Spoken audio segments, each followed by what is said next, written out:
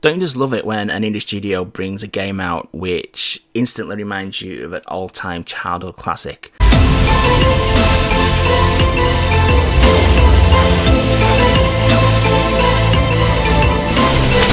Hi guys, it's True here, bringing you another True review. This is Dream Break on the Xbox One. It's priced at $9.99 in the US and £7.99 in the UK.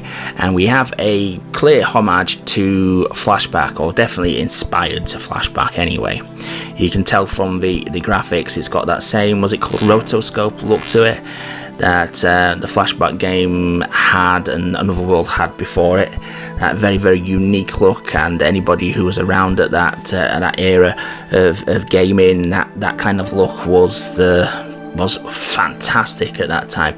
Doesn't look too impressive nowadays compared to the graphics that we can get, but it still brings back an awful lot of memories of playing those classic games back in the day. Onto the plot of the game, you play as Eugene, who's an everyday man.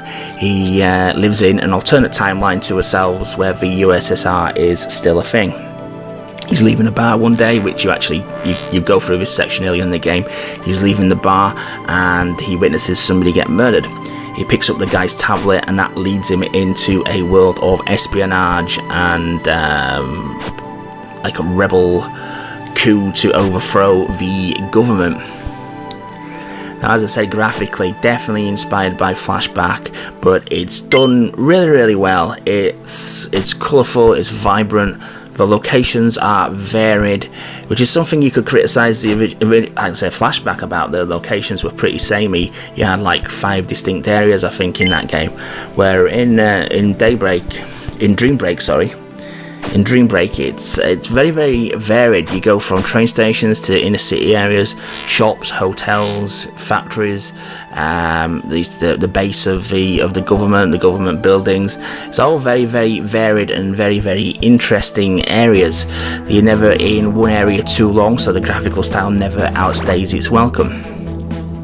Sound-wise, you're looking at another strong point as well. The music's very, very typical of this kind of genre of game, very sci-fi, and it just fits the action really well, especially in the minigame sections. It's probably the only bit of the minigames I actually enjoyed, but more on that later. The music in those areas of action fits really, really well and kind of alleviates a little bit of the frustration of those minigames.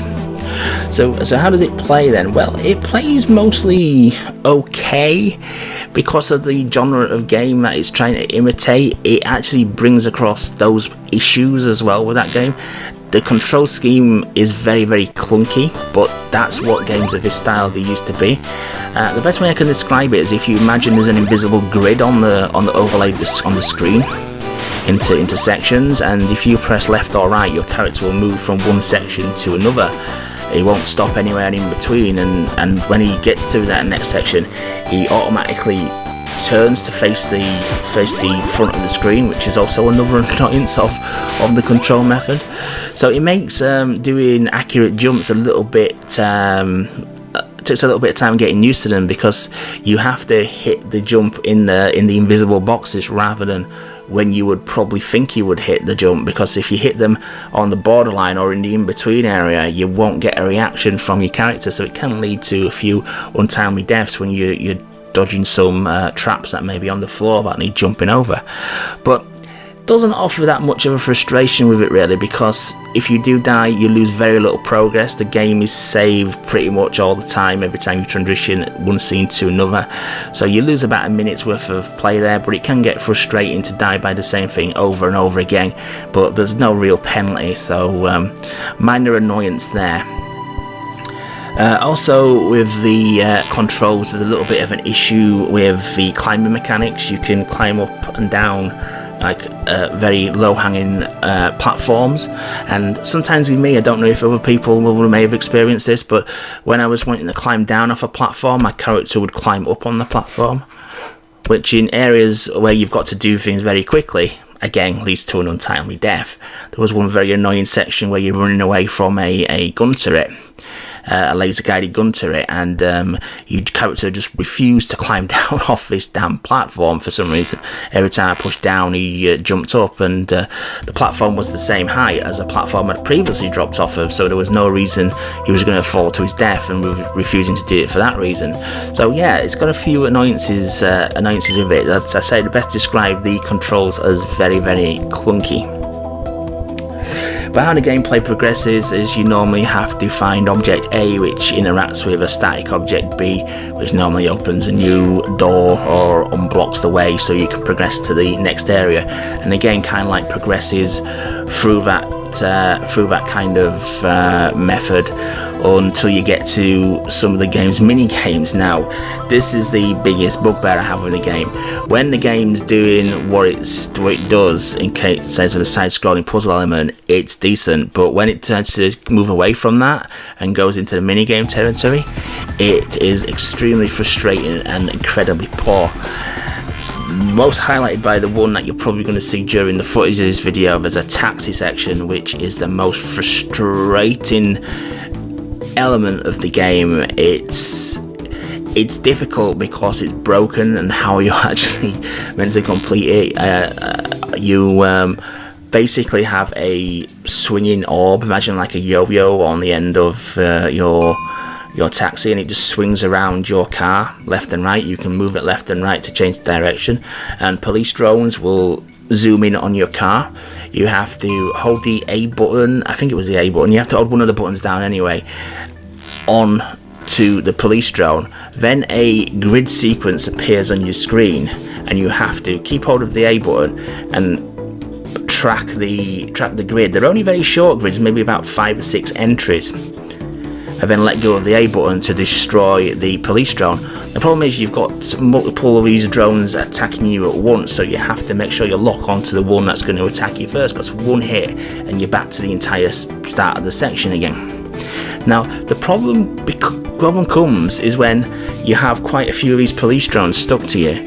The grid sequence, the first entry of the grid sequence, gets hidden behind the actual, for want of a better word, the sprite of the police drone, the actual graphical representation of the police drone, so you have no idea what the first input is.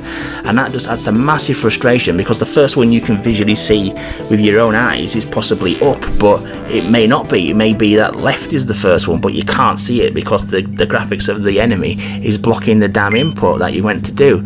A very, very frustrating sequence, and I actually lost my rag on it, to be honest with you. I was stuck on it for about 20 minutes, and a very, very annoying, frustrating section. That's definitely the worst of the mini games.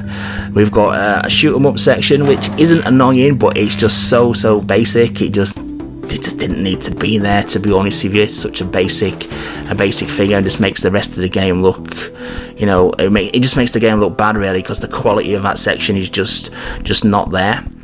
We do also have thrown in every now and then a pipe mania mini game where you have to redirect water, and one where you have to redirect electricity while avoiding certain blocks which will electrocute you as well.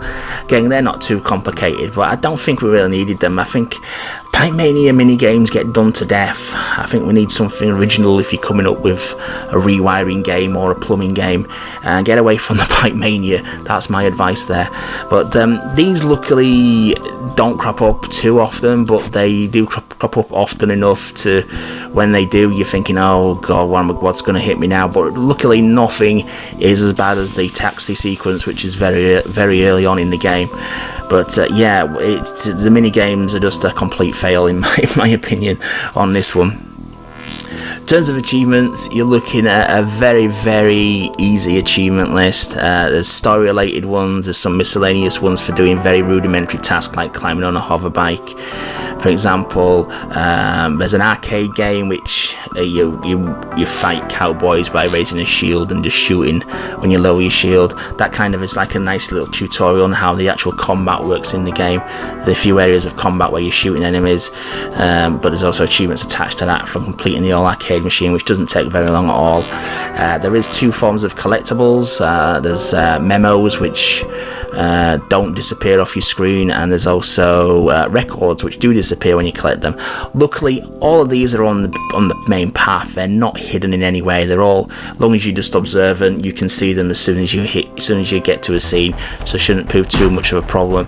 And there is 3 alternate endings as well, achievement associated with each one, but luckily once you make the choice, you can just simply hit continue and pick an alternate ending. So thank you for the developers for doing that, so we don't have to play through the game multiple times to obtain the full game score or full list of trophies. So is it worth buying then? Well, if you love the flashback games, it's a no-brainer. It's an instant buy, because it does bring back so many memories of playing that game through for the first time, and we've been lucky to have quite a few games this year which are in that style. So it's kind of a resurgence of the genre there. But I think it's still got enough to offer if you're new to that genre as well. It's a decent adventure game, which is just let down by the mini games, which just feel out of place and just not produced to the same standard. Yes, it's short, but I think the price is okay for that amount of entertainment. I always go back on the thing of compare it to other medias. If you go to see a movie, you're paying normally more than that, and that can be as little as 90 minutes. This, you get in at least 2 hours out of it, maybe even more if you get stuck on the stupid taxi minigame. You may be stuck there forever and get a lot of gameplay out of it. Probably end up throwing your controller through the television screen on that bit, but nevertheless. So it's because I always try and compare it to other forms of entertainment, and I think if you're paying $10 or $7.99 for 2 hours of entertainment, which is decent entertainment for the most part, I think it's well worth it. So I'm going to give Dream Break a recommended. And but I'm gonna give it a recommended. There's no reason not to pick this game, but it's just fun. It's just fun to play despite its few minor annoyances and the mini games. But like I say, you're getting a decent adventure game here. So if you enjoyed that review, guys, please remember to hit the subscribe button at the end of the video, and also hit that notification bell as well, because that will tell you when I do upload a video. And I will catch you on the next one. Thanks for watching.